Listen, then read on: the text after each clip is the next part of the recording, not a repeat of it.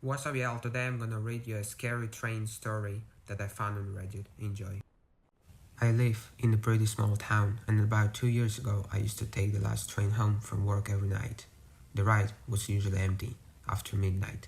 Just me, tired workers, maybe a drunk guy sleeping in a corner.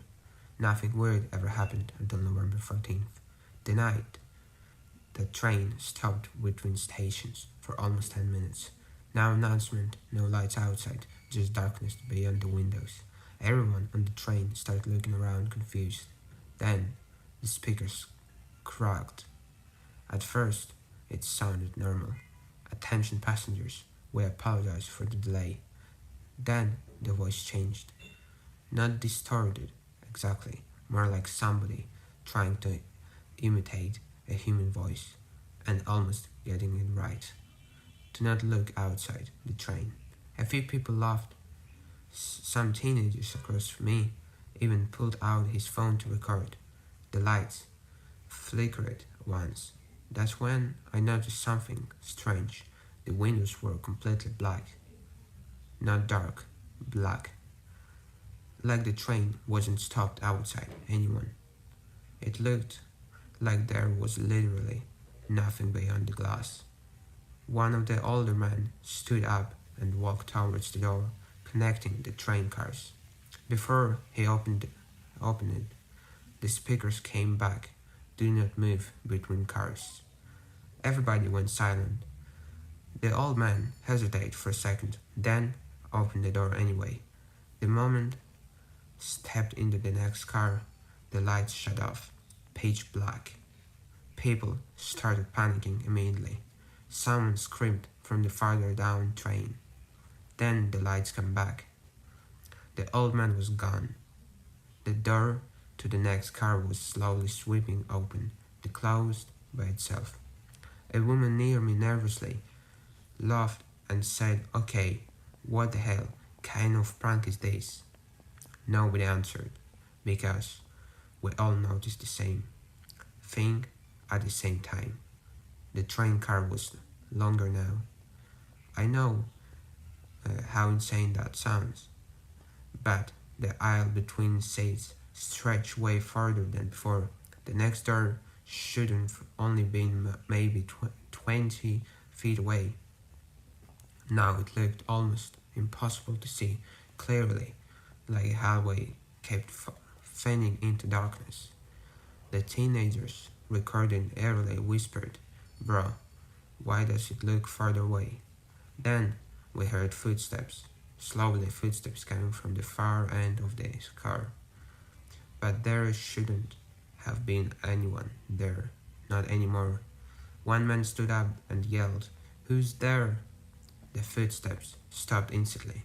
Then every single person's phone on the train buzzed at the same time. "Emergency alert," but there was no sound, just black text on a red screen. "Do not let it see you looking at it." People started freaking out. Some covered their eyes, some crouched behind the seats. The teenager with the phone laughed nervously and pointed his camera down the aisle. "I can't even see anything," he said. Then his expression changed slowly, like all the blood drained from his face. He lowered the phone and very quietly he whispered, "It's smiling." Before anyone could react, the lights went out again, this time for longer. In the darkness I heard movement everywhere, not footsteps, wet sound, like bare feet slapping the floor. People crying, some in pain. Directly beside my ear, a voice whispered, "Don't turn around." I froze. I couldn't feel the breath on the side on my face. Cold breath.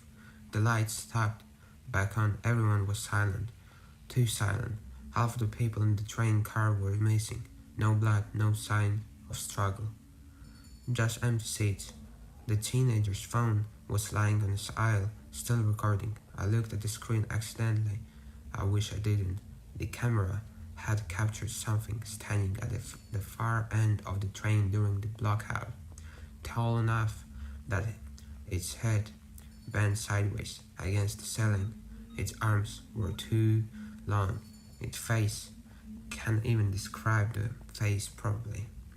It looked blurry, like the camera itself couldn't focus it, except for the smile. The smile was perfectly clear. In the video, it was starting directly into camera, like it knew somebody would watch it later. Then, the train suddenly started moving again, fast, way too fast.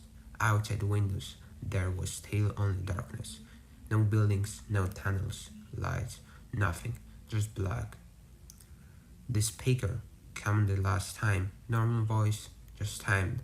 Next stop, Maple Junction. The station doesn't exist. The train slowed down away. Outside, the door was platform with flicked lights on nobody there.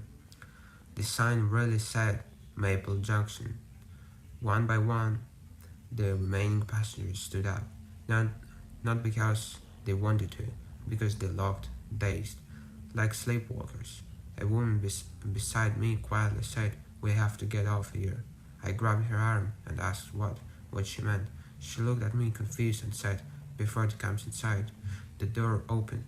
Nobody moved for a few seconds. Then, somewhere farther down the train, we heard running, fast running, coming towards us. People immediately started screaming. Some ran out onto the platform, others hid under seats. I looked down the train aisle. Something was charging up towards us, the flickering lights. Not running like a person. Its limb hit the floorboard like a spider, trying to imitate a human.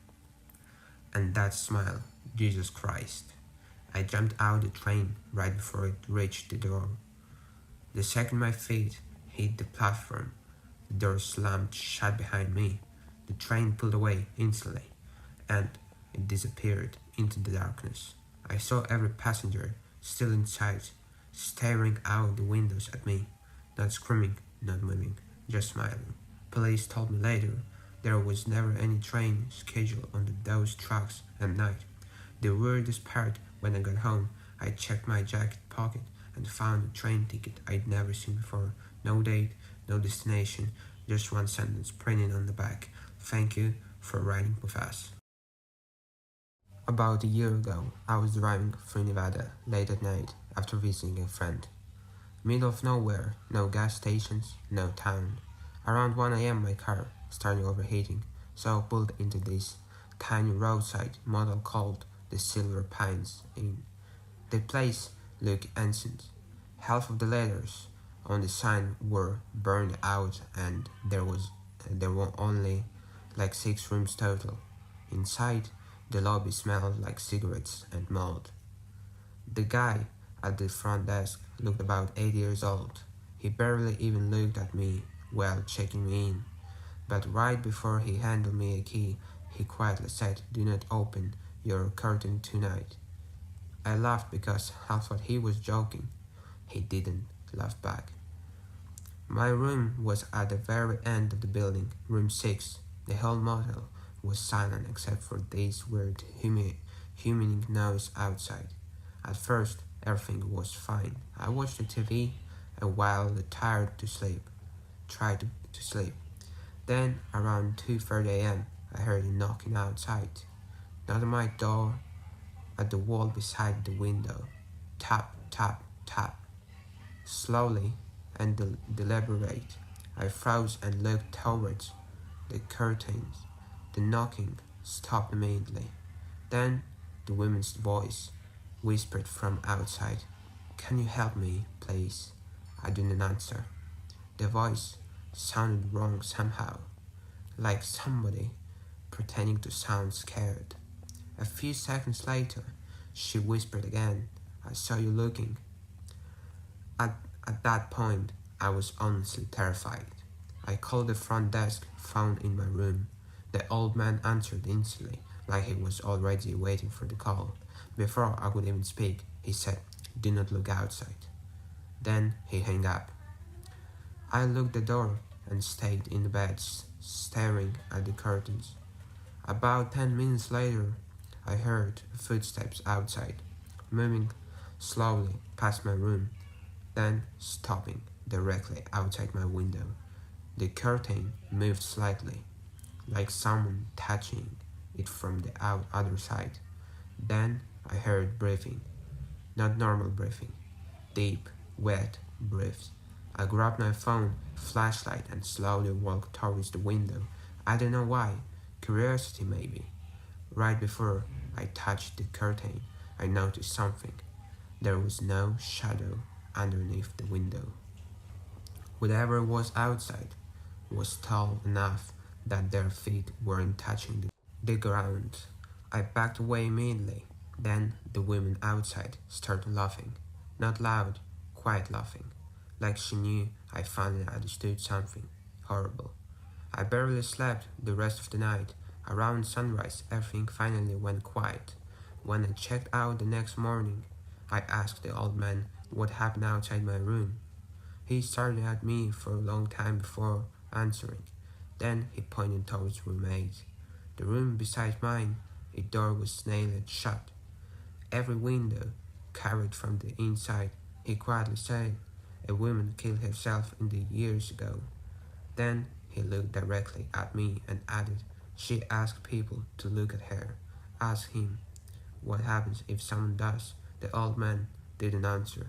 He just glanced towards the parking lot. There was a deep scratch running down the entire side of my car, written over and over. And that's where the words, I saw you too.